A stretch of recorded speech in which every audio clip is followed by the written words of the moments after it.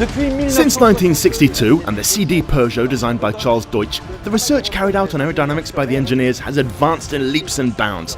In the Le Mans 24 Hours, it is a well-known fact that this aspect plays a crucial role because of the famous Mulsanne Strait. First of all, let's have a look at the notion of aerodynamics with Pierre. When a car is moving, air exercises a force on it.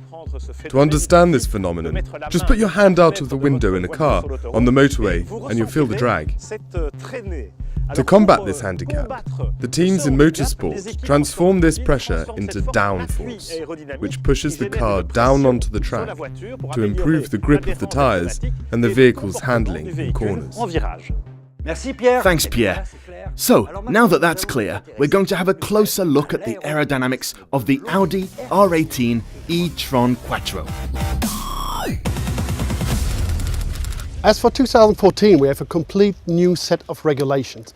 It took fairly long to really have the very first concepts evaluated to be out on the track. Once there was an outline of the first regulations and we knew which way it would take, it was about 2 years from the first concept till we will see the car in Le Mans 2014.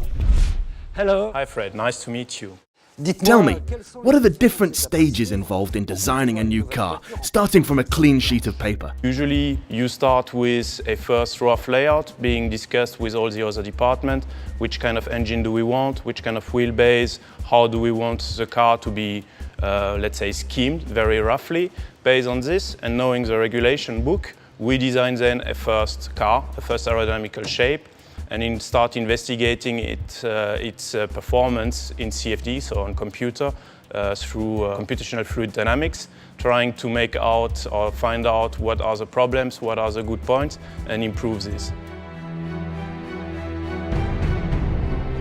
Okay, we've already said that in 2014 the cars will use around 30% less fuel.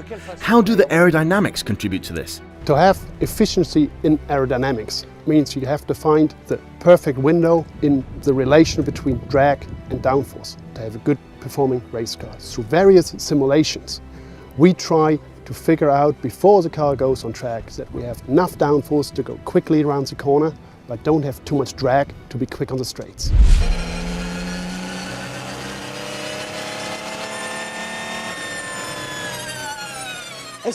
Do you use different aero setups depending on the duration of the race or the type of circuit?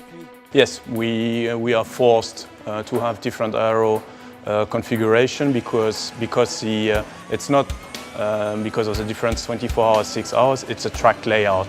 Le Mans is typically a very high-speed track with a very high average top speed compared to the other tracks of the WEC Championship, which have a lot more corners, and therefore we are forced to run different level of downforce.